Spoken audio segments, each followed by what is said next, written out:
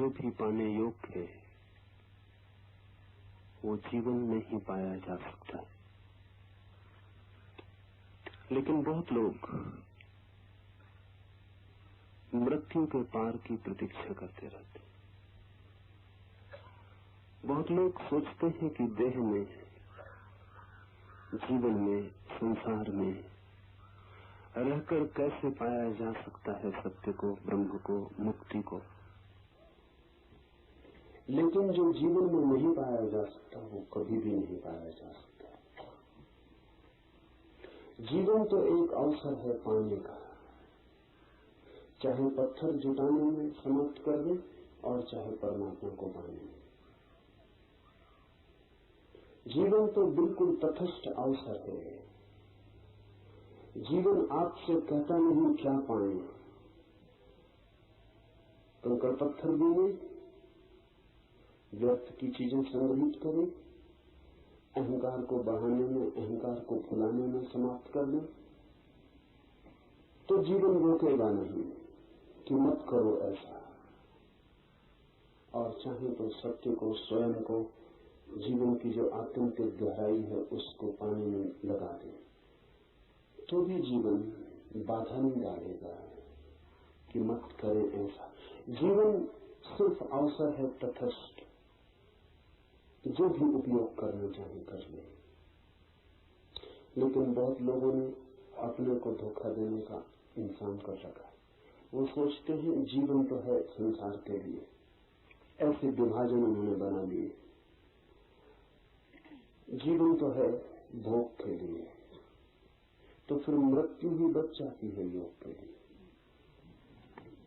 लेकिन मृत्यु अवसर नहीं है, इसे थोड़ा ठीक से समझ लें। मृत्यु है अवसर की समाप्ति।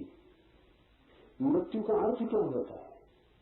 मृत्यु का अर्थ है कि अब कोई अवसर न बचे। जीवन है अवसर, मृत्यु है अवसर की समाप्ति। इसलिए मृत्यु से तो कुछ भी पाया नहीं जा सकता। पाने के लिए अवसर चाहिए। हमने बांट रखा है। हम कहते हैं जीवन है भोग के लिए, फिर जब जीवन रिक्त हो जाएगा तब योग। हमने ऐसी कहानियां कर रखी है कि मरते आदमी को कान में, जबकि उसे सुनाई भी नहीं पड़ेगा, क्योंकि जिंदों को सुनाई नहीं पड़ता, तो मुर्दों को कैसे सुनाई पड़ता होगा। मरते हुए आदमी के कान में गायत्री पढ़ दो, कि प्रभु का नाम ले दो, कि राम राम की रटन लगा दो।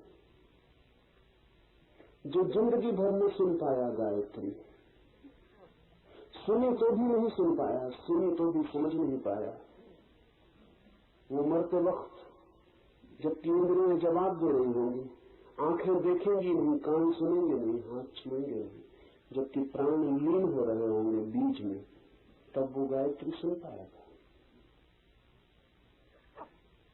वो तो नहीं सुन पाएगा, लेकिन फिर लोग क्यों सुनाए चले जा रहे हैं? इसमें भी राज है। वो मरता हुआ आदमी कुछ नहीं सुन पाता, लेकिन जो जिंदा सुना रहे हैं उनको ये आश्वासन बना रहता है कि मरते वक्त कोई हमें भी सुना देगा और काम हो जाएगा। उन्होंने कहानियां कर रखी, इन बेईमानों ने कहानियां कर रखी। वो कहते हैं एक आदमी मर रहा था,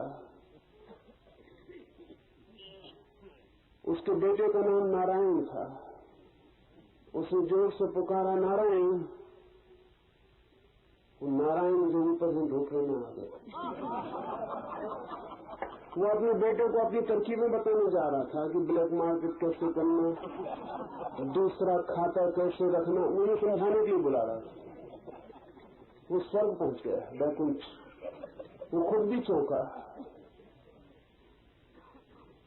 कि यहाँ कैसे आ गए, लेकिन नारायण का नाम जो ले लिया था।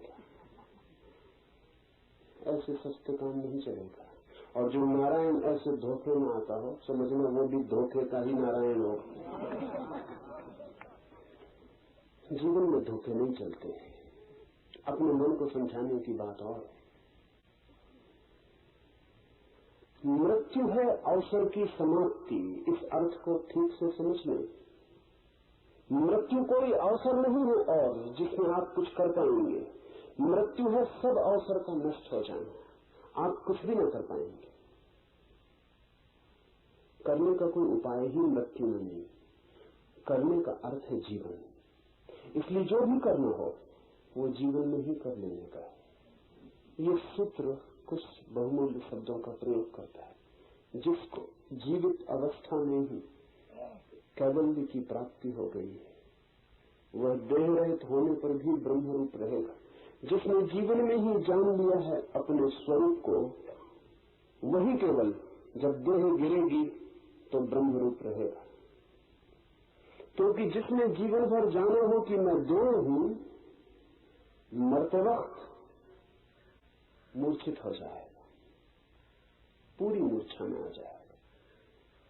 मृत्यु बहुत कम लोगों की जागते हुए होती है। मृत्यु होती है सोते हुए, मरते हुए, मूर्छित, बेहोश।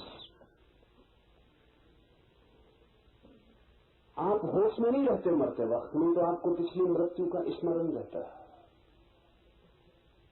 बेहोशी में जो घटता है उसका स्मरण नहीं रहता। इसलिए तो लोगों को पता नहीं कि वो बहुत बार जन्मे हुए और बहुत बार मर चुके, क्योंकि जब भी मरे तब बेहोश थे। और जो बेहोश मरता है वो बेहोश जन्मता है।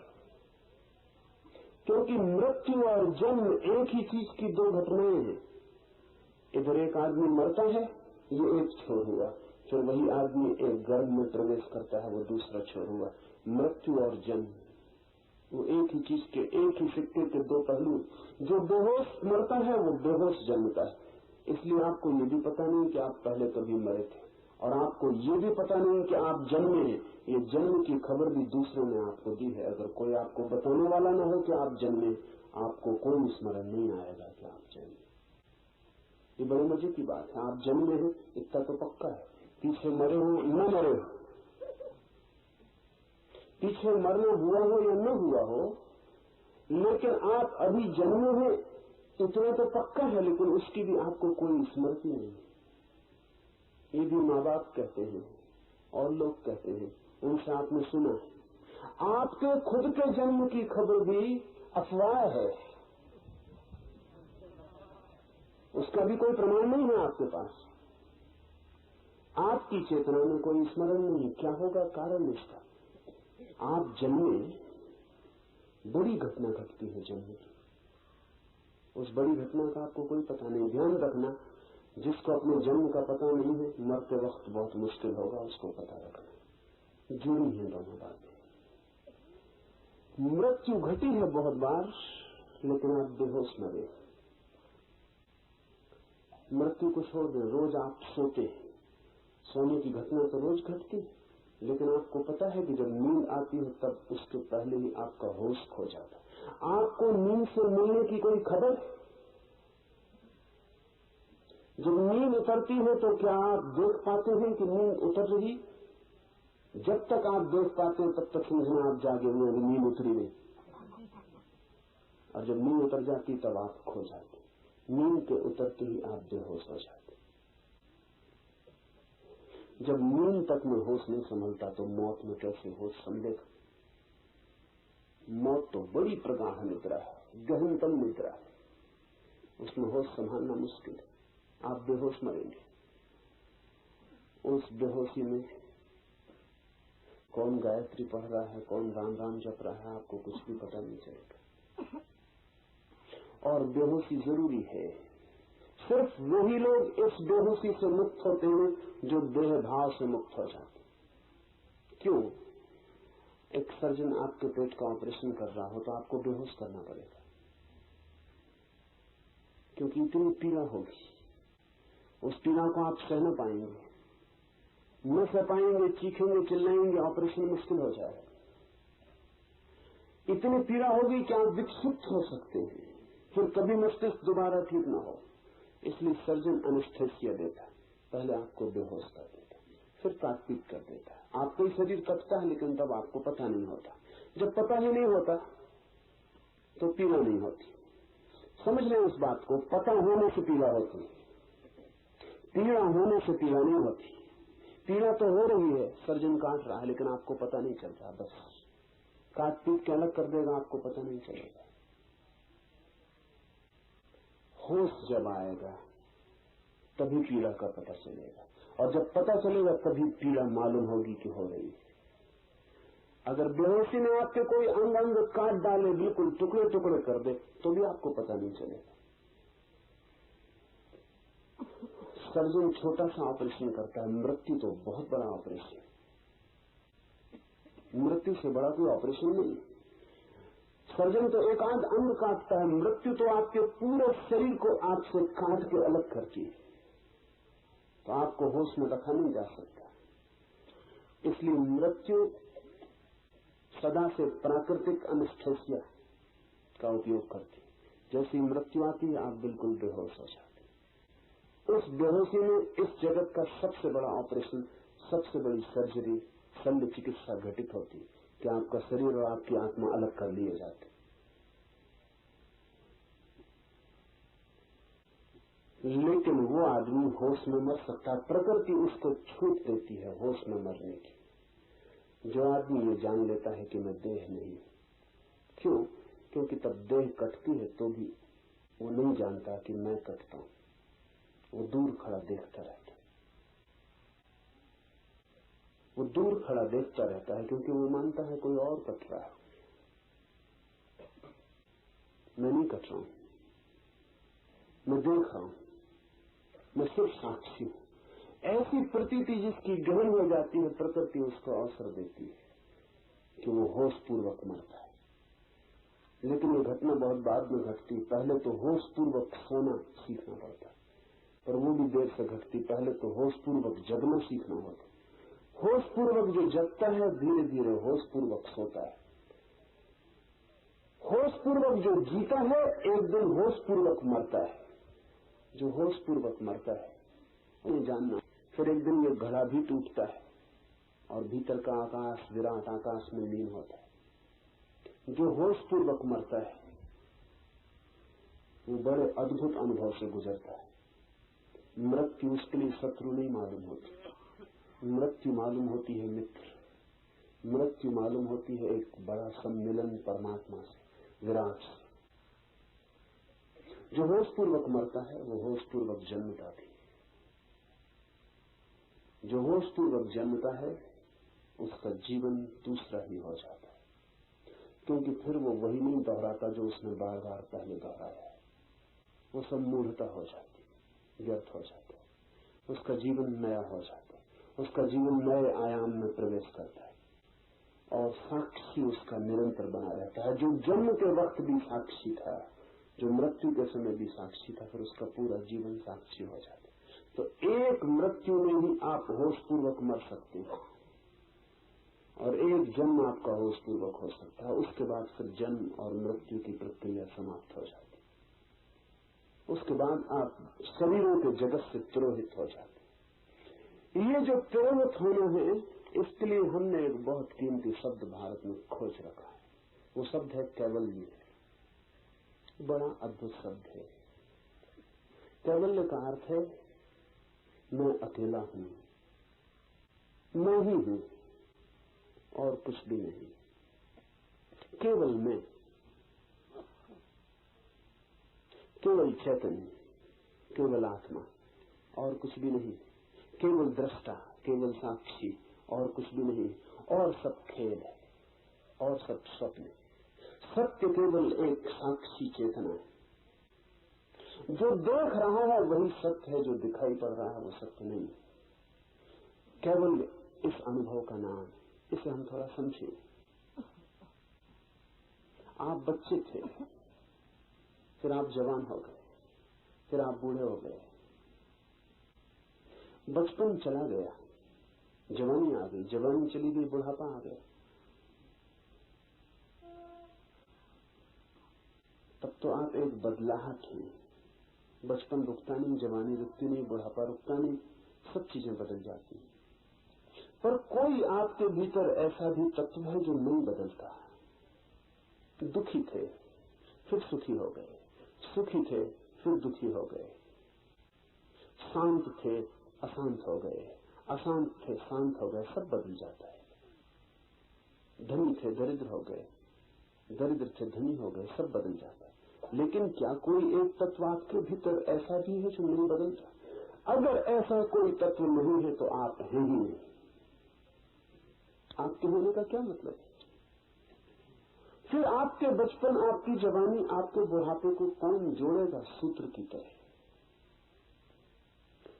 जैसे माला के मन के प्रयोग होते हैं एक धागे में, तो ही माला है। अगर धागा न हो भीतर पिरोने वाला, मन के ही मन के हो, तो माला तो होगी नहीं, बिखर जाएंगे मन के।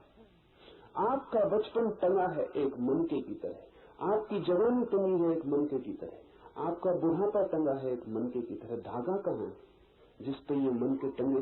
और एक कंटिन्यूटी, एक सातत्य, वो सातत्य कहाँ है? वो सातत्य ही सत्य है, बाकी तो सब बदल जाता है।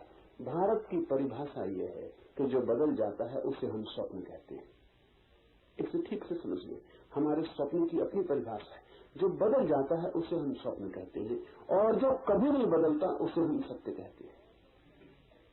तो बचपन तो चला जाता है सपने की तरह, जवानी चली जाती सपने की तरह, सुख आता है खो जाता है, दुख आता है खो जाता है। जैसे सपना मिटता जाता है, ऐसे ही सब मिटता जाता है। इसलिए भारत कहता है ये विराट सपना है जो बाहर फैला हुआ। दो तरह के सपने हैं, एक निजी सपने हैं जो रात आप सोते में देखते हैं, और एक सार्वजनिक सपने हैं जो आप जाग के दिन में देखते हैं। उनमें कोई फर्क नहीं है, क्योंकि दोनों बदल जाते हैं। रात का सपना सुबह झूठ हो जाता है, जिंदगी का सपना मौत में झूठ हो जाता है। एक घड़ी आती है जो देखा था वो व्यर्थ हो जाता है। तब सत्य है कुछ या नहीं, लेकिन स्वप्न के होने के लिए भी सत्य का आधार चाहिए। परिवर्तन के लिए भी कोई आधार चाहिए जो बदलता ना हो, नहीं तो परिवर्तन भी असंभव है। वो आधार कहाँ है हमारे भीतर? ऋषि का सूत्र कहता है साक्षी भाव आधार है। बचपन को देखा आपने, बचपन बदल गया, लेकिन देखने वाला जो आपके भीतर है वो नहीं बदलता। फिर जवानी आई, जवानी देखी आपने, फिर जवानी भी चली गई, लेकिन जिसने देखी वो नहीं बदलता। उसी ने बचपन देखा, उसी ने जवानी देखी, उसी ने बुढ़ापा देखा, उसी ने जन्म देखा, उसी ने मृत्यु देखी, उसी ने सुख, उसी ने दुख, उसी ने सफलता, उसी ने असफलता, सब बदलता जाता है। सिर्फ एक जो देखता रहता है, सबका अनुभव करता रहता है, वो भर नहीं बदलता। उस सूत्र को ही हम आत्मा कहते हैं, वही सत्य है। इस एक को न बदलने वाले को जान लेना कैवल्य है। जिस दिन कोई व्यक्ति इन सपनों से अपने को हटाकर, इस धागे मनकों से हटाकर इस धागे के साथ अपने को जान लेता है कि मैं ये धागा हूं, ये सतत चैतन्य, ये सतत साक्षी भाव, यही मैं हूं, बस ये चैतन्य ही मैं हूं, ऐसी प्रतीति जब सघन अनुभव बन जाती है, विचार नहीं अनुभव, शब्द नहीं प्रतीति, ऐसा जब भासने लगता है तो उसे हम कहते हैं वो व्यक्ति कैवल्य को उपलब्ध हो गया। उसने उस एक को जान लिया जो जानने योग्य है, उसने उस एक को पा लिया जो पाने योग्य है, और उस एक को पाकर वो सब पा लेता है, और हम उस एक को खोकर सब खो देते हैं। सपनों को पकड़ते हैं, पकड़ भी नहीं पाते कि सपने खो जाते हैं, मुट्ठी खाली रह जाती। रात देखा कि संध्यात हो गई, सुबह उठ के पाते हैं कि मुट्ठी खाली। जिंदगी में देखा ये हो गए वो हो गए, मरते वक्त पता चलता है मुट्ठी खाली। पकड़ा था जिन्हें, मुट्ठी बांधी थी जिनके ऊपर, वे ऐसे ही खो गए जैसे कोई हवा को मुट्ठी में बांधे, मुट्ठी बन जाती, हवा खो जाती। सब सपना सिद्ध होता है। ध्यान रखें, सपने से हमारा मतलब ही इतना है कि जहां जहां परिवर्तन है, जहां जहां बदलाव है, वहां वहां सत्य नहीं है। जो सदा अपरिवर्तित एक रूप है, वो क्या है? इस जगत में खोजते रहे, कहीं भी वो एक रूप रहने वाला सत्य नहीं मिलेगा। अपने में खोजेंगे तभी दृष्टा भाव में मिलेगी वो सूत्रबद्धता, वो सातत्य जो एक। इसे कहा कैवल्य। इस एक को जान लेना देह रहने पर ही, तो फिर देह के गिरते ही ब्रह्मरूप अनुभव होता है। हे निर्दोष, इसलिए समाधिनिष्ठ होकर विकल्पों से शून्य बन। कैसे जान पाएंगे हम उस एक को? प्रक्रिया है विकल्पों से शून्य बन। ये विकल्प शब्द भी समझ लेने जैसा है। विकल्प का मतलब है जिन जिन चीजों का विपरीत होता है वे विकल्प है। जैसे सुख, तो उसका विपरीत होता है दुख।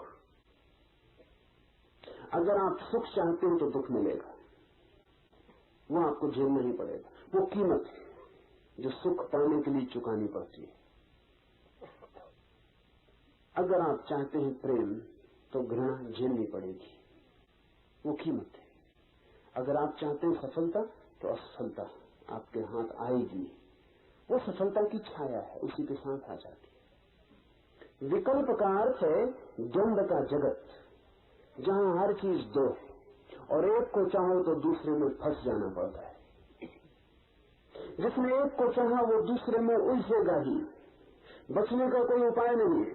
बचने का एक ही उपाय है कि दोनों को छोड़ दो। विकल्प शून्य बन जाओ, उसका अर्थ है जहां जहां द्वंद है वहां वहां चुनाव मत कर, चुनाव छोड़ दे।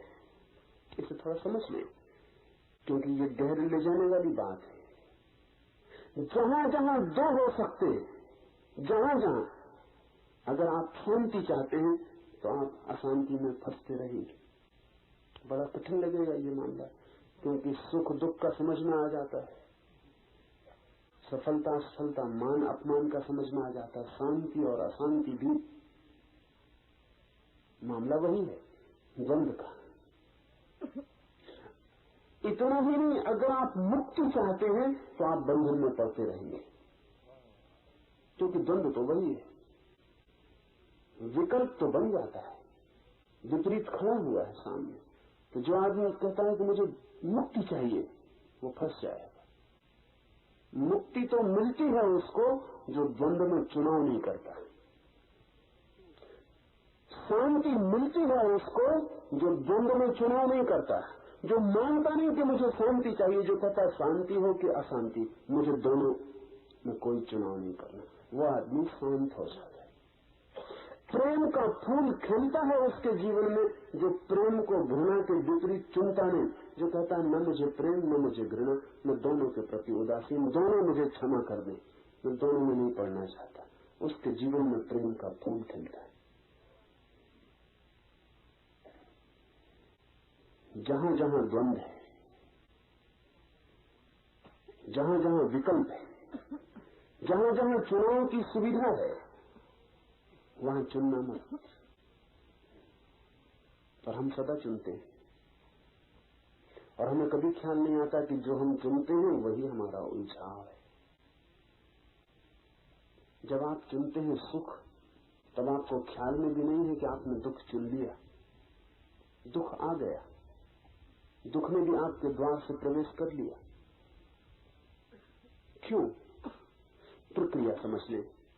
मैं चाहता हूं सुख मिले, कई बातें घट गई इस चाह में।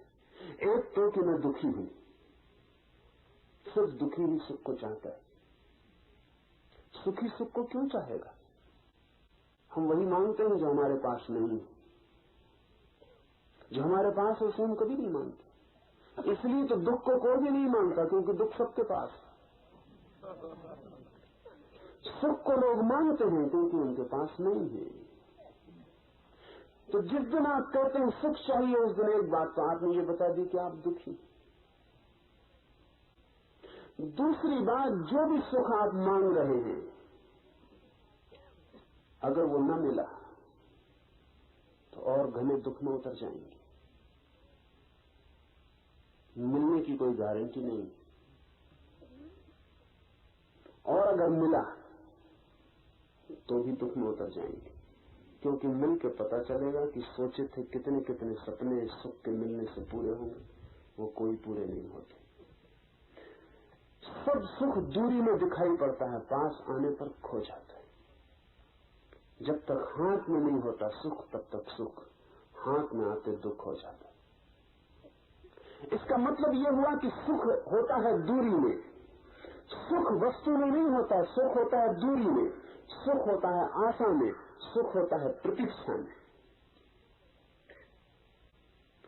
जब आ जाता है, जैसे जैसे पास आने लगता है वैसे वैसे सुख तिरोहित होने लगता है, और जब बिल्कुल हाथ में आ जाता है तो दुख हो जाता है। दुख न तो किसी वस्तु में है, न सुख किसी वस्तु में है। दूरी जितनी ज्यादा हो उतना सुख, निकटता जितनी हो उतना दुख। ये तो बड़ा जटिल जाल है। जिसको हम पास लाते हैं उससे दुख मिलने लगता है। तो जितना हम सुख मांगते हैं एक तो मिलेगा नहीं, क्योंकि मांगने से कुछ मिल नहीं जाता। नहीं मिलेगा तो फ्रस्ट्रेशन, विषाद घेर लेगा। मिल जाएगा तो विफलता हाथ लगेगी और रिक्तता घेर लेगी कि व्यर्थ गई मेहनत, कुछ पाया नहीं, दौड़े धूपे श्रम उठाया और जो मिला वो ये है। जो इतना चमकदार मालूम पड़ता था दूर से, जो ढोल बहुत सुहावने मालूम पड़ते थे, वे पास आके साधारण ढोल साबित होते। जो चुनेगा वो उलझ जाएगा संसार में। संसार है चुनाव, मोक्ष है अचुनाव, चुनना ही मत। सुख आए तो सुख से राजी हो जाना, और दुख आए तो दुख से राजी हो जाना, लेकिन भीतर चुनाव मत करना कि मैं ये चाहता हूं। अपनी मांग इस जगत के सामने जो नहीं रखता वो जगत से मुक्त हो जाता है। इसे थोड़ा ठीक गहरे में जाने दें। इस जगत से जो कुछ भी नहीं मांगता, ये जगत उसे फंसा नहीं सकता। इस जगत से कुछ भी मांगा कि आप फंस गए। जो आप मांगते हैं वो मिल जाए तो भी फंस गए, न मिले तो भी फंस गए। मांगते ही फंस गए, मिलने न मिलने से कोई संबंध नहीं। मछलियों को पकड़ने वाले लोग मछुए कांटे में आटा लगा के पानी में डाल डालते। इनसे सिर्फ वही मछली बचेगी जो मुंह खोलेगी नहीं। जिस मछली ने मुंह खोला वो फंसी। सभी मछलियां आटे के लिए मुंह खोलती, कोई मछली इतनी ना समझने की कांटे के लिए मुंह खोलती। सभी मछलियां आटे के लिए मुंह खोलती। मछुआ भी इसलिए कांटे में आटा लगा के डाल के बैठा गया। मछली फंसती है आटे के कारण। सभी लोग सुख चाहते हैं और दुख का कांटा सुख में से निकल आता। सभी लोग सम्मान चाहते हैं और सम्मान में से ही अपमान का कांटा निकल आता। और सभी लोग शांति चाहते हैं और शांति ही अशांति बन जाती। उस मछली का ख्याल करें जो इस आटे और इस कांटे में से चुनाव ही नहीं करती, जो उदासीन इस आटे के पास से तैरती हुई चली जाती। इसको पकड़ना असंभव है। ऐसी मछली की तरह हो जाएं इस जगत में कि जिसका कोई चुनाव नहीं, जो चुनती नहीं, जो मांग नहीं करती। फिर आपके ऊपर कोई बंधन हो नहीं सकता, आप पकड़े नहीं जा सकते। संन्यास्त होने का अर्थ है विकल्प में चुनाव छोड़ देना। इसलिए ध्यान रखना, संन्यास संसार के विपरीत विकल्प नहीं है। और जिन लोगों ने संसार का अर्थ संसार के विपरीत बना रखा है वो संसार में ही उलझे रहेंगे। लोग हैं ऐसे, वो कहते हैं कि संन्यास जो है वो संसार के विपरीत है। हम तो संसार में हैं, हम कैसे सन्यासी हो जाएं? हम तो तब सन्यासी होंगे जब हम संसार छोड़ेंगे। उनका सन्यास भी द्वंद्व है। संसार और सन्यास उनके लिए दो पहलू हैं, विरोधी। वो कहते हैं अगर हम संसार चुनेंगे तो सन्यास कैसे चुने, अगर हम सन्यास चुनेंगे तो हम संसार कैसे चुने। अगर सन्यास का अर्थ द्वंद्व है तो सन्यास का अर्थ ही खो गया। सन्यास का अर्थ ही है निर्द्वंद हो जाना। हम चुनते ही नहीं, जो हो जाता है उसे स्वीकार कर लेते हैं, जो नहीं होता उसकी हम मांग नहीं करते। ऐसी भाव दशा सन्यास है। तब आप कहीं भी सन्यासी हो सकते हैं। तब सन्यास भाव दशा है, तब विकल्प नहीं। ये सूत्र कहता है,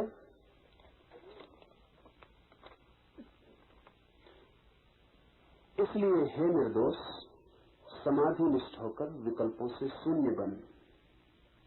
समाधि आती ही तब है जब कोई विकल्पों से शून्य होता है। जिस समय निर्विकल्प समाधि द्वारा आत्मा का दर्शन होता है, उसी समय हृदय की अज्ञान रूप गांठ का पूर्ण नाश हो जाता है। दो तरह की समाधियां कही है। एक समाधि है सविकल्प समाधि, वो नाम मात्र को समाधि है। सविकल्प समाधि का अर्थ है कि किसी व्यक्ति ने शांत होना चुन लिया। इसे समझ लें।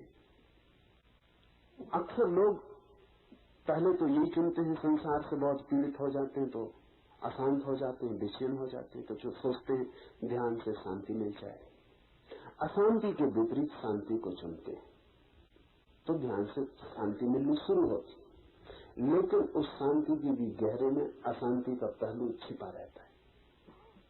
वो विकल्प मौजूद रहेगा, क्योंकि आपने शांति को चुना ही अशांति के विपरीत है। जिसके विपरीत आपने चुना है उससे आप छूट नहीं सकते, वो मौजूद रहेगा। इतना हो सकता है कि जो आपने चुना है वो पहलू ऊपर आ जाए और जो आपने नहीं चुना है वो नीचे चला जाए, बाकी वो मिट नहीं सकता। चुनाव कभी भी द्वंद के बाहर नहीं ले जा सकता, द्वंद रहेगा। तो जो आप चुनते हैं वो चुनाव के कारण ही विपरीत मौजूद बना रहता है। तो आप शांत भी हो सकते हैं, लेकिन शांत होना आपका ऊपर ऊपर होगा। शांत होना ऊपर ऊपर होगा, भीतर अशांति छिपी रहेगी और आप सदा डरे रहेंगे कि अशांति कहीं फूट ना आए। बीज अशांति का मौजूद रहेगा और अंकुर का डर रहेगा। इसीलिए तो लोग संसार को छोड़ के भागते हैं, क्योंकि संसार में उन्हें डर लगता है कि भीतर तो छिपी है अशांति, कोई भी उसे जरा उकसा दे तो अभी फूट पड़ेगी। जंगल की तरफ भागता हुआ आदमी आपसे नहीं भाग रहा है, अपने भीतर छिपी हुई अशांति से भाग रहा है। आपसे तो इसलिए भाग रहा है कि आपसे डर लगता है कि आप कहीं भीतर की परत को उघाड़ न दें। जंगल की तरफ भागता हुआ पति पत्नी से नहीं भाग रहा है। वो जो ब्रह्मचर्य उसने ऊपर ऊपर निर्मित कर लिया है, उसके भीतर काम वासना भी छिपी, क्योंकि जिसने ब्रह्मचर्य को समझा काम वासना के विपरीत, वो काम वासना के बीच से मुक्त नहीं हो सकता। जिसने चुना वो विपरीत से बंधा रहेगा। चुनाव का मतलब ही है कि हम किसी के खिलाफ चुने हैं, जिसके खिलाफ हम चुने हैं वो हमारा पीछा करेगा। और जो हमने आयोजन कर लिया है ऊपर ऊपर, उसके गहरे में जिसके विपरीत हमने चुना है वो मौजूद रहेगा, क्योंकि वो हमारा ही हिस्सा है। असल में हमने जिंदगी को दो हिस्सों में बांट दिया, एक को हमने चुन लिया और दूसरे को हमने चुना नहीं, और वो दोनों संयुक्त हैं। जिसको हमने नहीं चुना वो जाएगा कहाँ, वो हमारे साथ रहेगा। फिर हमें डर लगेगा। लोगों का साथ हो, परिवार हो, दुकान हो, बाजार हो, तो वो जो भीतर छुपा है कोई भी जरा सा इशारा कर दे तो बाहर निकल आए। तो भाग जाओ, ऐसी जगह भाग जाओ जहां कोई भीतर के छुपे का दर्शन न करवा पाए। लेकिन तो भी वो मिटेगा नहीं। हजारों वर्ष कोई हिमालय पर रहे, जिस दिन लौटेगा वापस बाजार में पाएगा 1000 वर्ष बेकार चले गए। वो जो भीतर छिपा है बाजार फिर उसे उकसा देगा, वो फिर बाहर आ जाए।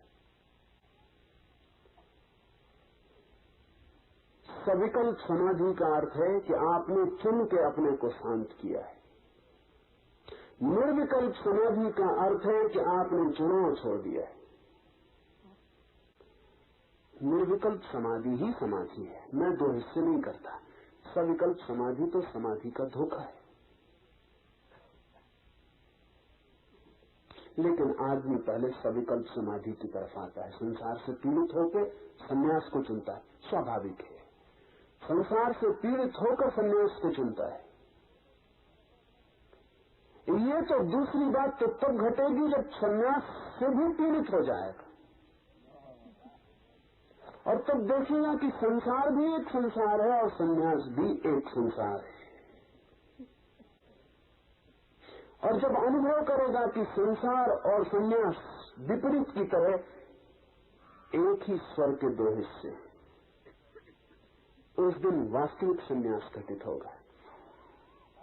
उस दिन वो चुनेगा ही नहीं, उस दिन वो चुनाव छोड़ देगा।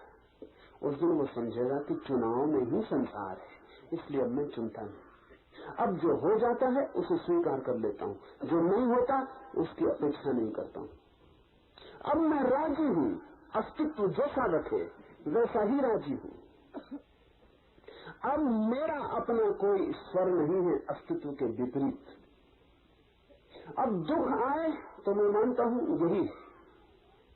यही होना चाहिए जो हो रहा है। सुख आए तो मैं मानता हूं यही है जो होना चाहिए, वही हो रहा है। अब मैं अपने को अलग रख के नहीं कहता कि ऐसा होना चाहिए। अब मेरी कोई अपेक्षा, कोई मांग, कोई दावा नहीं है। मैंने दावा छोड़ दिया। जिस दिन कोई दावा छोड़ देता है उस दिन निर्विकल्प समाधि घटित होती। उस दिन फिर आपको इस जगत में कोई बंधन नहीं रह जाता। अगर ये सारा जगत भी जंजीरें बन जाए और आपके अंग अंग पर सारा जगत कस जाए ऑक्टोपस की तरह, तो भी आपको कोई बंधन नहीं होता, क्योंकि आप उसको भी स्वीकार कर लेते कि ठीक है यही है। जब कोई मेरे हाथ में जंजीर डाल दे तो ध्यान रखना, जंजीर डालने वाले की तरफ से जंजीर नहीं हो सकती। मैं उसे जंजीर मानता हूं तभी जंजीर हो सकती है। मेरी मान्यता में निर्भर करेगा सब कुछ। और मैं हाथ बढ़ा देता हूं और कह देता हूं कि जंजीर डाल दो। बड़ा मजा हुआ। रामकृष्ण के जीवन में बड़ी प्यारी घटना है। रामकृष्ण बचपन से ही ईश्वर की तरफ दौड़े हुए चित्त के व्यक्ति थे। मंदिर के सामने से निकलते थे तो फिर उनका घर पहुंचना मुश्किल हो जाता, वहीं नाचने लगते, वहीं लेट जाते, सीढ़ियों पर पड़े रहते। कोई राम का नाम ले दे तो भाव में आ जाते। तो घर के लोग जानते थे कि ये लड़का संसार में नहीं जाएगा। कोई आशा नहीं थी, लेकिन फिर भी माँ बाप का फर्ज था। तो जब उम्र हुई तो उन्होंने पूछा कि राम, उनका नाम था गजाधर, शादी करोगे? सोचा था रामकृष्ण इनकार कर देंगे। रामकृष्ण बहुत प्रफुल्लित हो गए। उन्होंने कहा शादी कैसी होती? जरूर करेंगे। घर के लोगों को भी सदमा हुआ कि सोचा था कि सन्यासी वृत्ति का है, शादी नहीं करेगा, ये क्या हुआ? फिर लड़की की तलाश हुई, फिर लड़की खोजी गई। लड़की बहुत छोटी थी, कोई 8-10 साल का अंतर था दोनों की उम्र में। रामकृष्ण लड़की को देखने गए, उनके साथ ही परिवार के और लोग गए। रामकृष्ण की मां ने एक 3 रुपए रामकृष्ण के खीसे में रख दिए कि कोई जरूरत पड़े, खर्च इत्यादि। पास ही गांव था ऐसे। रामकृष्ण सज धज के जैसा सजा धजा दिया पहुंच गए। लड़की बहुत प्यारी थी। रामकृष्ण ने वो 3 रुपए उसके पैर में रख के उसके पैर छू लिए।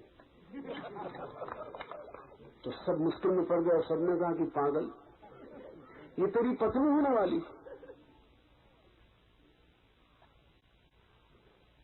और तूने पैर छू लिए और ये 3 रुपए किस लिए चला दिए? तो रामकृष्ण ने कहा मेरी माँ जैसी प्यारी लगती, क्योंकि रामकृष्ण एक ही प्रेम जानते थे, वो माँ जैसा प्रेम, बहुत प्यारी लगती है माँ जैसी। इसको मैं माँ ही कहूंगा, पत्नी भी हो तो हर्ज क्या। फिर शादी भी हो गई, लेकिन रामकृष्ण शारदा को मां ही कहते रहे, उसके पैर ही छूते रहे। और जब काली की पूजा का दिन आता तो वो काली की पूजा ना करके शारदा को बिठा लेते सिंहासन पर और उसकी पूजा कर लेते। वो कहते जब जिंदा मां है तो फिर मूर्ति की क्या जरूरत। पत्नी बंधन न रही, उसे बंधन की तरह देखा ही नहीं। हाथ बढ़ा दिया, जंजीर ले ली। आपके भाव दशा में निर्भर करता है। दुख दुख है क्योंकि आप दुख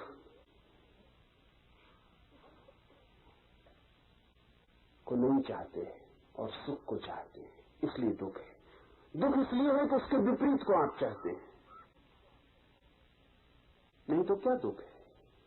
विपरीत की मांग में छिपा है दुख।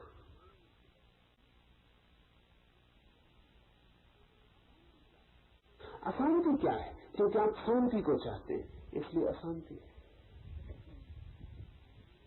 हमारे चुनाव में हमारा संसार है। इस सूत्र कहता है जो चुनाव रहित हो जाता, जो निर्विकल्प हो जाता, उसे आत्मा का दर्शन होता है।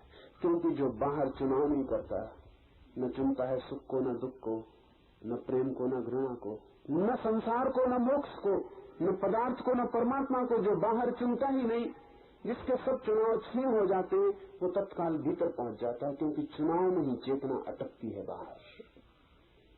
जिसे हम चुनते हैं उसमें हम अटक जाते हैं।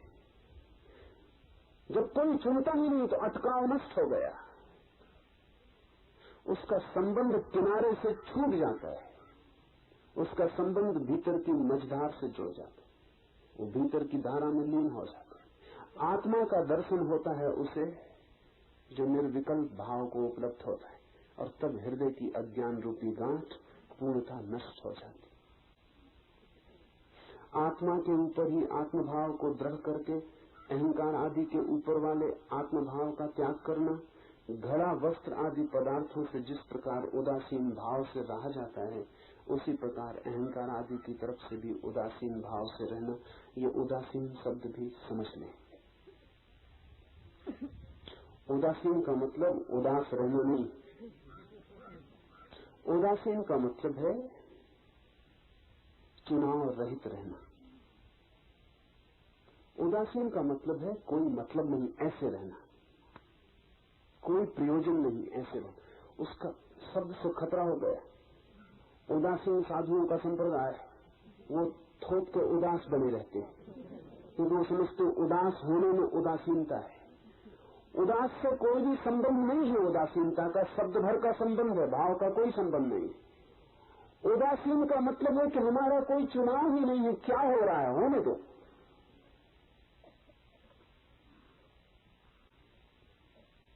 उदासी नहीं, उदासीनता, इनडिफरेंस, उपेक्षा। ठीक है, जो हो जाए ठीक है।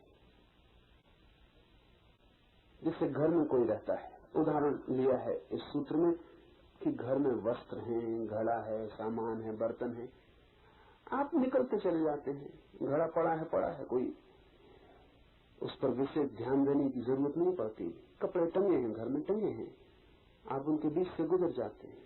ऐसे ही अपने भीतर अहंकार टंगा है, दुख टंगे हैं, सुख टंगे हैं, पीड़ाएं पड़ी हैं, चिंताएं पड़ी हैं, सुख की स्मृतियां हैं और दुख के संस्मरण है, वो सब पड़े हैं, सामान है, भीतर का घड़ा, वस्त्र इत्यादि। इनके बीच से ऐसे गुजर जाना कि सब ठीक है, जो है ठीक है, इस पर कोई ध्यान न देना, इसमें कुछ चुनाव न करना, इसमें किसी से आकर्षित और किसी से विकर्षित न होना। यह अर्थ है उदासीनता का।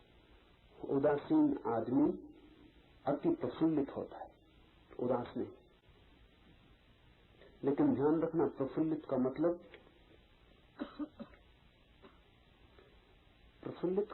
यह होता है कि अब कोई भी चीज उसे परेशान नहीं करती, इसलिए भीतर का फूल खिलना शुरू हो जाता है। अब कोई चीज उसको हैरान नहीं करती, इसलिए भीतर वो आनंद में रहता है।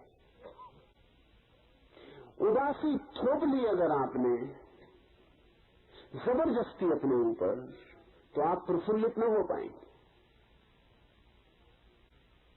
उदासीन होना, इसी तरह देखना प्रयोग करके, रास्ते से गुजर रहे हैं, प्रयोग करके देखना कि 5 मिनट बिल्कुल उदासीन होकर गुजरूं रास्ते से, तब कौन सा मकान सुंदर है कौन सा नहीं है बराबर है।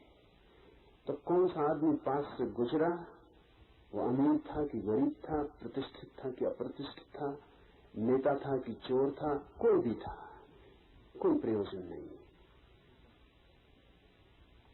तब कोई सुंदर स्त्री गुजरी, कोई सुंदर पुरुष गुजरा, कोई सुंदर कपड़े दिखाई पड़े, कोई प्रयोजन नहीं। 5 मिनट रास्ते से ऐसे गुजरना जैसे रास्ता खाली है और जंगल से गुजर रहे हैं, वहां कुछ है ही नहीं।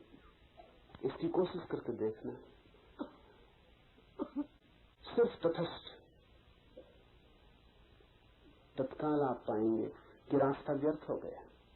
उसकी सार्थकता आपके भीतर लगाव में थी।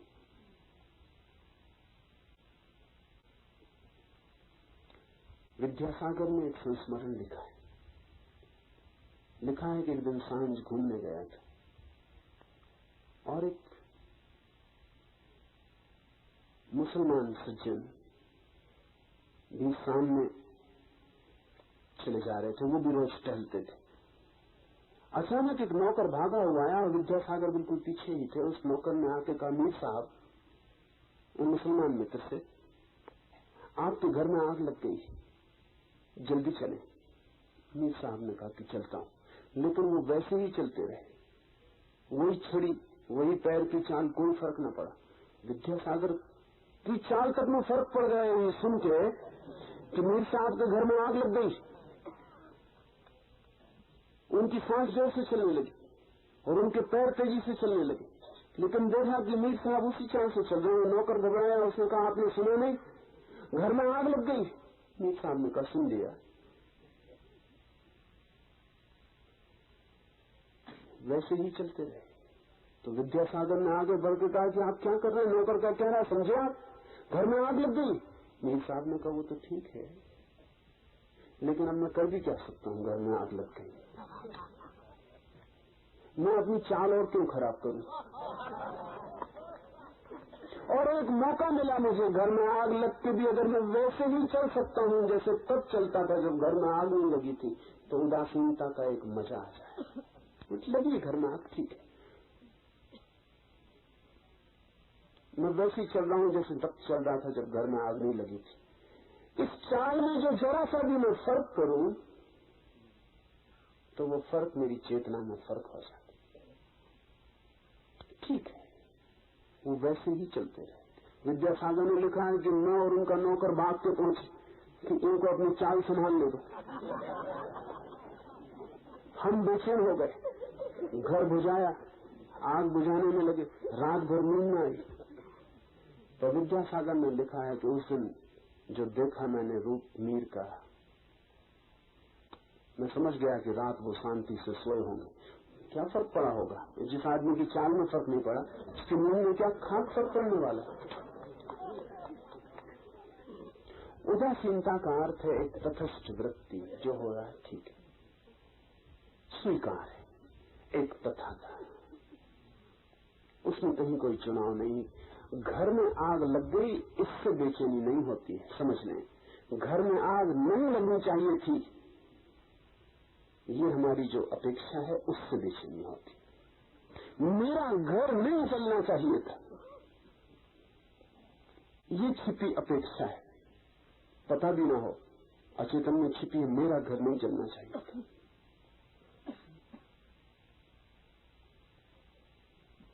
तो घर चल गया, तो वो भीतर की अपेक्षा टूटी, उससे चाल डगमगा जाती, उससे चेतना डगमगा जाती। लेकिन जिसकी कोई अपेक्षा नहीं, कुछ भी हो जाए, जो भी हो जाए, उसके विपरीत कोई भाव और आग्रह नहीं है, इसलिए चेतना नहीं डगमगाती। वो चेतना का अकंप होना ही उदासीनता है। ब्रह्मा से लेकर खंभ तक, पत्थर से लेकर परमात्मा तक, सब उपाधियां झूठी हैं। इसलिए एक स्वरूप में रहने वाले पूर्ण आत्मा का ही सर्वत्र दर्शन करना। सब पद झूठे हैं, सब उपाधियां झूठी हैं, सब प्रतिष्ठाएं झूठी हैं, सब बनावटी है। चाहे सड़क के किनारे पड़ा हुआ पत्थर हो और चाहे आकाश में हमारा बिठाया हुआ परमात्मा हो, सब व्यर्थ है। एक उसका ही ध्यान रखना जो झूठा नहीं है, एक उस साक्षी भाव में ही लीन रहना। तो पत्थर में अगर आप हो जाओ तो भी उसी साक्षी भाव में लीन रहना, और अगर ब्रह्मा भी बने दिए जाओ तो भी उसी साक्षी भाव में लीन रहना।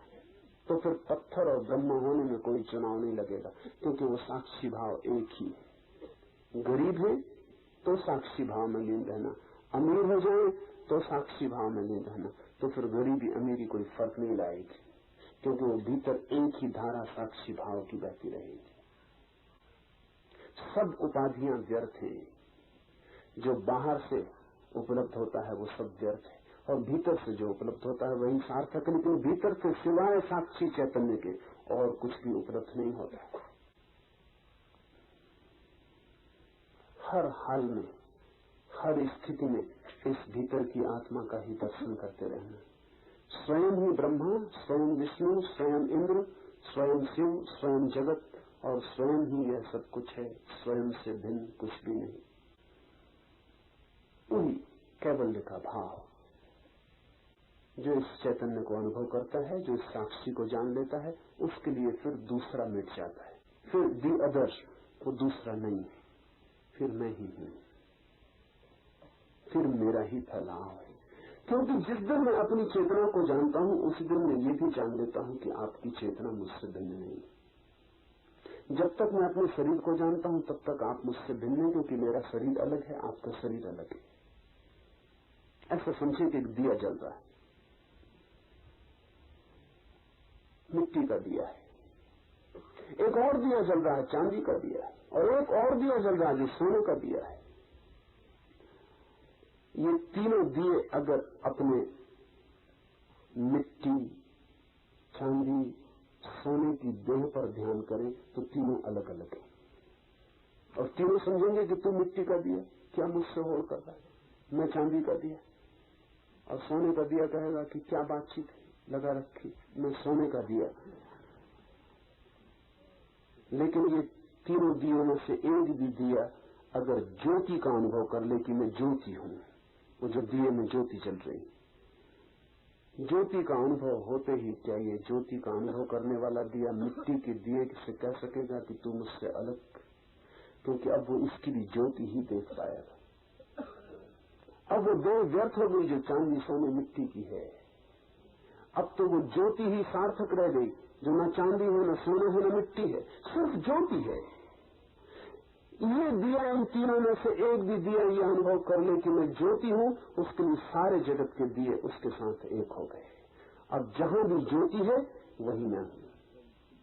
हम जब तक शरीर को देखते हैं तब तक हम अलग अलग हैं, और जब हम भीतर के साक्षी को देख लेते हैं जो हमारी शाश्वत ज्योति है, तब हम एक और अभिन्न हो जाते हैं।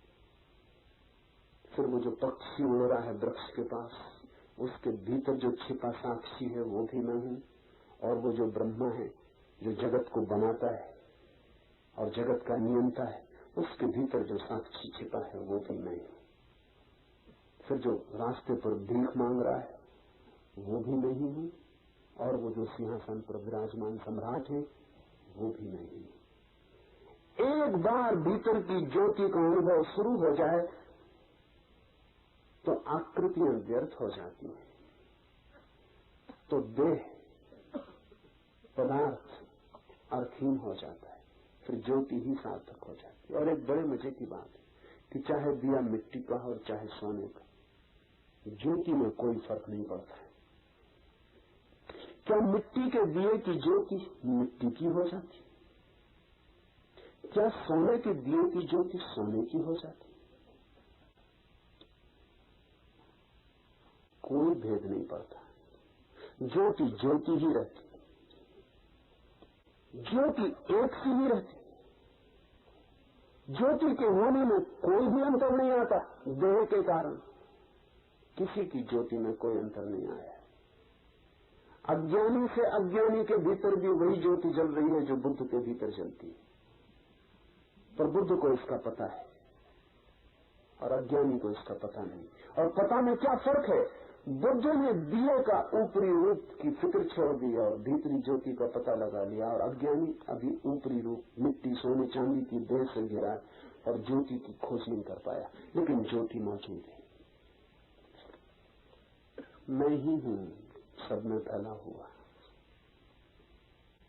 ऐसी प्रतीति का नाम अध्यात्म। 2-3 जरूरी सूचनाएं। पहले दिन मैंने आपसे कहा प्रसन्न रहे, प्रफुल्लित रहे, आनंदित रहे, हंसते रहे, जितना हंस सके, अकारण भी तो हंसते रहे। लेकिन एक बात मैंने जान के छोड़ दी थी, जान के मैंने ये सूचना आपको नहीं दी थी कि जब मैं यहां बोल रहा हूं तब आप अकारण ना हंसे, लेकिन वो मैंने जान के छोड़ दी थी। मैं पता लगाना चाहता था कि 2-4 बुद्धिमान जरूर आए होंगे, वो जब मैं बोल रहा हूं तब भी हंसेंगे, और उनकी हंसी के कारण वो खुद भी समझने से वंचित रह जाएंगे जो मैं कह रहा हूं, और दूसरों को भी बाधा देंगे। और मेरा अनुमान गलत नहीं निकला, वो 2-4 बुद्धिमान मौजूद हैं। उनमें 1-2 तो पंजाब से मैं सुनता था कि पंजाब में कुछ बुद्धि लोगों के पास ज्यादा होती, मगर मैंने इस पर कभी भरोसा नहीं किया था, अब भी भरोसा नहीं करता। हालांकि वो 2 पंजाबी मित्र पूरी कोशिश कर रहे हैं भरोसा दिलवाने की, वो तो ठीक है, लेकिन ये मैंने कभी नहीं सोचा था कि उनके सत्संग में 2-4 गुजराती भी ऐसा करेंगे। गुजरातियों से ज्यादा बुद्धि की आशा नहीं थी, मगर वो पंजाबियों से होड़ ले रहे हैं। मूर्खता में भी होड़ शुरू हो जाती। और ध्यान रखें, अति पर चला जाना सदा आसान है, मध्य में रुकने का सवाल है। या तो सकल सूरत मुर्दे की तरह बना के बैठे रहेंगे, और या फिर मूढ़ की तरह प्रफुल्लता प्रकट करने लगेंगे, वो भी प्रफुल्लता नहीं। तो जब मैं बोल रहा हूं तब अगर आप जोर से अकारण आवाज करते हैं तो आपको पता नहीं आप क्या कर रहे हैं, आप सिर्फ लोगों का ध्यान आकर्षित कर रहे हैं। आप बता रहे हैं कि मैं भी यहां हूं, वो कोई समझदारी नहीं है, और उससे कोई आपके ध्यान में लाभ होने का नहीं है। जब मैं बोल रहा हूं तब तो शांत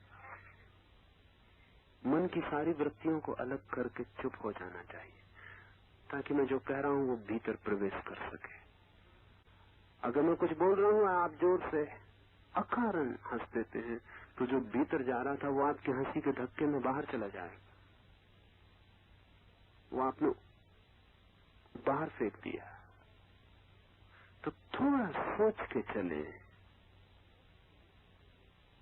सोच के नहीं चलेंगे तो गहरे कभी नहीं उतर पाएंगे। दूसरी बात, कल मैंने सूचना करवाई है कि सुबह के ध्यान में ही वस्त्र उतारना चाहें तो उतारे, उपयोगी है, लेकिन दोपहर के कीर्तन या रात के ध्यान में बिल्कुल उपयोगी नहीं है। मेरे लिए न तो वस्त्रों का मूल्य है और न नग्नता का, इसे थोड़ा ख्याल में ले लें। कई बार भ्रांति होती है, कई बार ऐसा लगता है कि शायद मैं ये कह रहा हूं कि आप नग्न हो गए तो मोक्ष मिल गया। इतना आसान नहीं तो सभी पशु पक्षी अब तक मोक्ष में होते। और अगर आपके वस्त्रों के कारण ही मोक्ष रुका है तो दुनिया भर को नग्न करके मोक्ष में पहुंचा देने में बहुत अड़चन नहीं, इतना आसान और इतना सस्ता नहीं। जब मैं कहता हूं कि किसी ऐसे क्षण में जब आपको लगे कि वस्त्र बाधा डाल रहे हैं शरीर की गतिविधि में, अभिव्यक्ति में, वस्त्रों को अलग कर दें, नग्नता सहयोगी होगी। लेकिन कुछ नासमझ ऐसे भी होंगे ही हैं, कुछ नासमझ वस्त्रों को पकड़े रहते हैं, कुछ नासमझ नग्नता को पकड़ लेते हैं। वो समझते हैं कि नग्न खड़े हो गए, अब कुछ करने का है ही नहीं। तो मैं देखता हूँ एक दो जन को वो ध्यान भी नहीं करते, वो सिर्फ नग्न खड़े हो जाते। पर्याप्त, सिर्फ नग्न खड़े हो जाने से कुछ भी न होगा। और नग्नता पर मेरा कोई जोर नहीं, दोनों जोर एक से हैं। कुछ लोग सोचते हैं कि वस्त्र अगर हटा दिए तो जिंदगी गई हाथ से, उनके मन में भी वस्त्रों का बड़ा मूल्य। और कुछ लोग सोचते हैं वस्त्र हटा दिए तो सब कुछ मिल गया, उनके मन में भी वस्त्रों का बहुत मूल्य। ये दोनों एक से हैं। कपड़ों से ढके हुए लोग और नग्न साधु एक से हैं, उनकी बुद्धि एक सी है, उसमें कोई बहुत अंतर नहीं। दोनों की मान्यता यह है कि वस्त्र बड़े कीमती है। इसलिए नहीं कहता हूं कि आप वस्त्र हटा दें कि नग्न होने से मोक्ष मिल जाएगा। नग्न तो आप हैं ही, वस्त्रों के भीतर हैं, इससे क्या फर्क पड़ने वाला है? वस्त्रों के बाहर हो जाएंगे या वस्त्रों के भीतर है। जब मैं कहता हूं कि वस्त्र हटाने का उपयोगिता आपको प्रतीत हो, भीतर शरीर की ऊर्जा जग जाए, श्वास के तीव्र प्रहार से बायो एनर्जी, जैविक ऊर्जा जगने लगे और आपको लगे कि वस्त्र बाधा डाल रहे हैं, तो ही अलग करें, नहीं तो कोई मतलब नहीं। और दोपहर के कीर्तन में बिल्कुल भी अलग करने की जरूरत नहीं, न रात्रि के ध्यान में अलग करने की जरूरत है। और अगर कोई जिद करेगा दोपहर के कीर्तन में, रात कैंपस से हम उसे अलग करेंगे। सुबह के ध्यान में आप पूरी तरह, क्योंकि उसकी वैज्ञानिक अर्थवत्ता है, जब गहरी सांस ले जाती है और शरीर की ऊर्जा जोर से जगने लगती है तो वस्त्र बाधा डालते हैं, तो हटाते हैं। और फिर दूसरा जो चरण है, जिसमें मैं आपको कहता हूं कि जो भी आपके मन में आ जाए उसे रोके मत, सब तरह का सप्रेशन छोड़ दें। उसमें अगर आपके मन में आ जाए वस्त्र को हटाना है तो हटा दें, लेकिन कीर्तन में कोई जरूरत नहीं, रात के ध्यान में भी कोई जरूरत नहीं। नग्नता कोई सिद्धांत मत बना ले, नग्नता एक उपाय है। तीसरी बात, कुछ विदेशी सन्यासी सन्यासियां कुएं पर नग्न स्नान करते होंगे, तो कुछ भारतीय मित्र भीड़ लगा के वहां देखने खड़े हो जाए।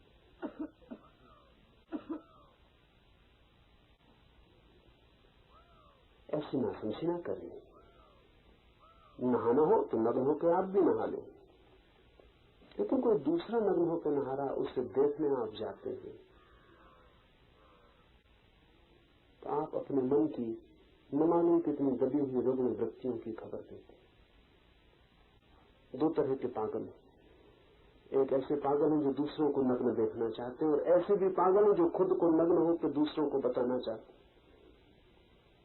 मनोविज्ञान में इन सब पागलों के अलग अलग रोगों के नाम हैं। पश्चिम में ऐसे बहुत से लोगों पर मुकदमा चलता है अदालतों में, जो अचानक अपने को नग्न करके किसी को दिखा देते हैं, उनको एग्जिबिशनिस्ट कहते हैं, प्रदर्शनकारी। यहां भी ऐसे एक आध दो मित्र आ गए हैं जिनका कुल मजा इतना मालूम पड़ता है कि उनके शरीर का दर्शन दूसरों को हो जाए। और ये अक्सर ऐसे लोग होते हैं जिनका शरीर दर्शन के योग्य होता भी नहीं। दर्शन के योग्य हो तो कोई न कोई उनके शरीर का दर्शन करने खुद ही पहुंच जाएगा। दर्शन के योग्य नहीं होता, भीड़ भड़क के मिनट में खड़े हो जाते हैं कि कोई देखने तुमको पहुंचता नहीं, ऐसी कोई देख ले। इस तरह की बीमारियों का कोई प्रयोजन नहीं है। और कुछ लोग होते हैं कि दूसरे को नग्न देखने में लगे रहते हैं, ये भी रुकन है, ये भी रुकन है। किसी से आपका लगाव है, किसी से आपका प्रेम है, और इतनी आत्मीय निकटता है तो बस अपने आप गिर जाते हैं और व्यक्ति एक दूसरे को नग्न अनुभव नहीं करते। उस प्रेम में वे निकट अनुभव करते हैं, वस्त्रों की बाधा भी हट जाती। लेकिन जिससे आपका कोई लगाव नहीं है उसको जाके नग्न देखना घृणित है, क्षुद्र है, और आपके भीतर छिपे हुए रोग की खबर देता है। मैं रास्ते में आ रहा था तो मेरे साथ इंग्लैंड की एक सन्यासिनी है, डेविड वो थी। बीच में एक जगह गाड़ी खड़ी हुई नाके पर, तो 4-5 गधे गाड़ी के पास आके खड़े हो गए। तो मैंने विवेक को पूछा कि इंग्लैंड में तेरे इतने बड़े गधे होते हैं, जिनसे भी बड़े गधे होते हैं? तो उसने कहा स्लाइटली बिगर, थोड़े बड़े होते। मैंने उसको कुछ कहा नहीं, क्योंकि मैं तो मजाक ही कर रहा था। लेकिन फिर कल मुझे खबर दी कि यहाँ कुएं के आसपास भीड़ लगा के लोग खड़े होते हैं। तो आज मैं उससे कहने वाला हूँ कि तू गलती में, भारत का मुकाबला करना मुश्किल है। गधे तो यही बड़े होते।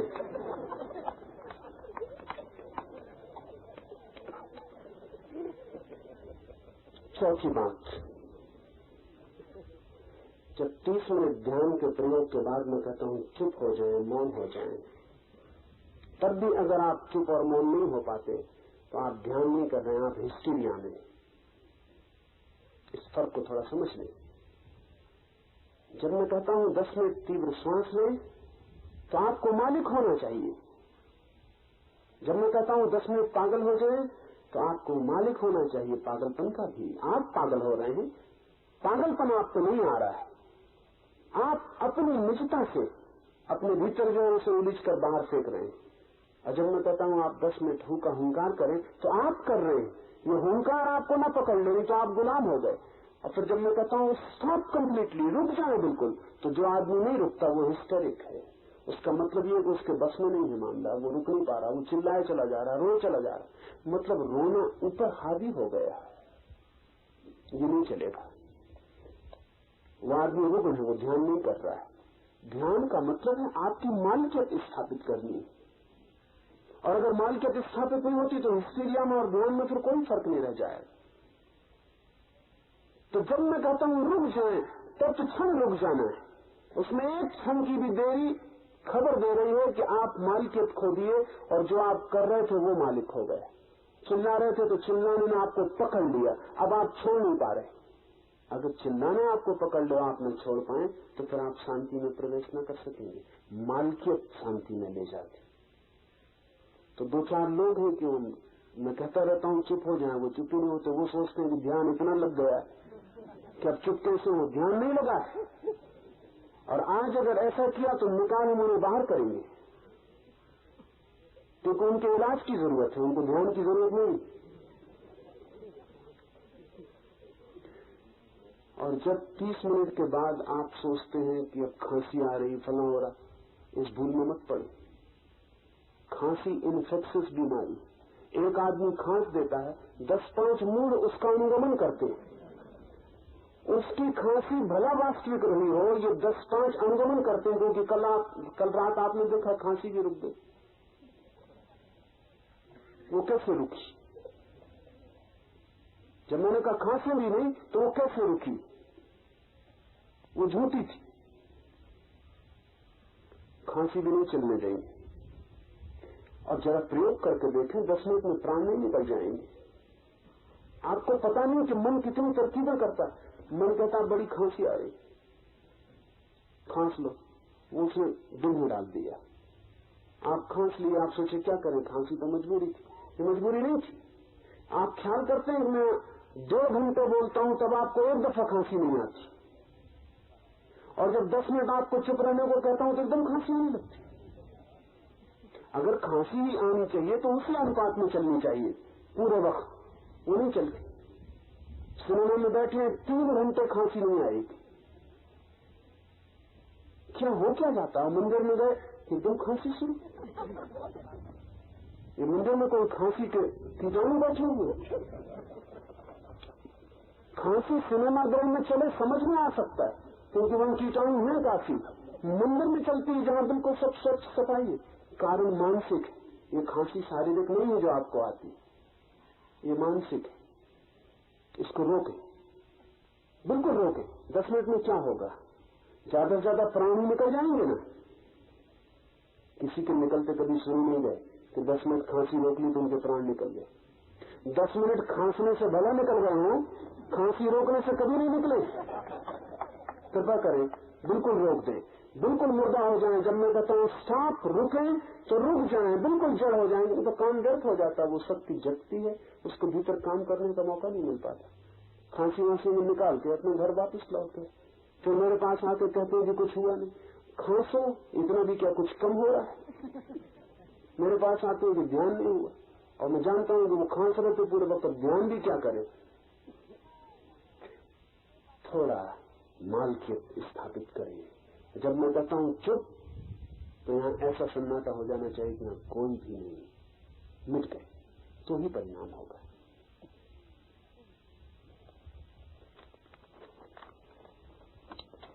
जब मैं अंग्रेजी में बोलना शुरू करता हूं तो आप उठ नहीं सकते, बैठ जाएं वहीं। थोड़ी समझ तो बढ़ते हैं। जब मैं हिंदी में बोल रहा हूं तो जो हिंदी नहीं समझ सकते वो शांति से बैठे हुए हैं, और जब मैं अंग्रेजी में बोलता हूं तो जो अंग्रेजी नहीं समझते वो फौरन उठे और चले। इससे बड़ा अधैर्य और मूढ़ता पता चलती है। यहां विदेशी मित्र भी हैं 50, वो भी बैठे सुन रहे हैं। उनके चेहरों की तरफ देखें। जब मैं हिंदी में बोल रहा हूं तब जरा उनके चेहरों की तरफ देखें। आपके चेहरे से भी ज्यादा समझते हुए उनके चेहरे मालूम पड़ते हैं। क्यों? समझ में बिल्कुल नहीं गए, लेकिन इतना धैर्य कि हम नहीं समझ पा रहे हैं तो भी कोई काम की बात कही जा रही है, तो मौन से उसे सुन तो ले। समझ न पाएंगे लेकिन ये घंटे भर का मौन तो उपयोगी हो जाएगा। समझ न पाएंगे तो भी घंटे भर का ये धैर्य भी तो ध्यान दे। लेकिन अगर मैं अंग्रेजी में बोलना शुरू करता हूं कि बस आप उठे, उसका मतलब है कि न धैर्य है, न थोड़ा शांत बैठने की प्रतीक्षा है, न दूसरों के बाबत कि दूसरों को बाधा पड़ेगी इसकी कोई चिंता है। थोड़ा सोचे। मेरे एक परिचित कवि स्वीडन गए हुए थे, उर्दू के कवि हैं। वो मुझे कह रहे थे कि उर्दू में कविता पढ़ता कोई समझ ना पाता, लेकिन हजारों लोग शांत बैठे रहते। वो मुझसे बोले कि मैं हैरान हुआ, मैं तो समझ रहा था कि कोई सुनने नहीं आएगा, अगर कोई सुनने भी आया तो लोग चले जाएंगे वापस। तो उन्होंने पूछा लोगों से कि आपकी समझ में तो नहीं आता, फिर आप चुप क्यों बैठे रहते? तो उन्होंने कहा समझ में तो हमें नहीं आता है, लेकिन जब आप इतने भाव से गाते तब आपकी आंखें, आपका हाथ, आपकी मुद्रा वो हमारी समझ में आती कि जरूर कोई काम की और गहरी बात कही जा रही। तो इतने शिष्य तो हम हैं कि आपकी इस भाव में अवस्था में हम बाधा न डालें। तुझे नहीं चलेगा। रात में देखता हूं कि कुछ बाहर के लोग मालूम पड़ता आ जाते हैं, जैसे मैं अंग्रेजी में बोलना शुरू करता हूं वो चल पड़ते हैं। आज रात कोई भी चल नहीं सकेगा, आपके पास कोई उठे उसे फौरन बिठा दे, और अगर वो चलता है तो कल रात से मैं प्रवेश नहीं करने दूंगा। मैं हिंदी में बोलने के पहले आपको कह दूंगा कि जो अंग्रेजी में उठने वाले वो पहले उठ जाए। जीवन को एक अनुशासन, एक व्यवस्था देने की जरूरत है, तो कुछ नहीं हो पाएगा।